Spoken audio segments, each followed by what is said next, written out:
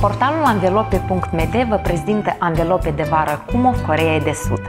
Vă sugerăm să realizați o caracteristică a celor două modele, Kumo ES31 și Kumo HS51, care dintre ele sunt mai practice în utilizare în Republica Moldova.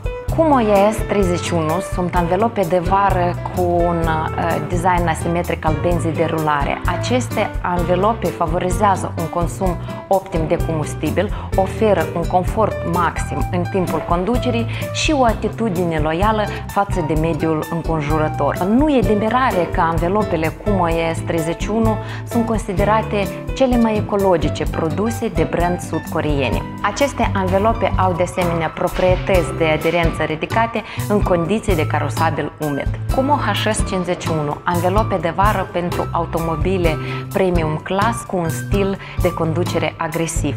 Desenul asimetric al benzii de rulare a anvelopei Kumo HS51 a îmbunătățit semnificativ precizia de control la viteze mari și sarcini unghiulare. Manevrabilitatea Kumo HS51 este datorată unghiului raforsat al anvelopei. Aceste anvelope sunt concepute pentru sarcini crescute, accelerare puternică și frânare bruscă. Ce putem spune din cele menționate mai sus? Dacă aveți nevoie de o aderență fiabilă pe orice suprafață a carosabilului, atunci o alegere perfectă ar fi Kumo ES31.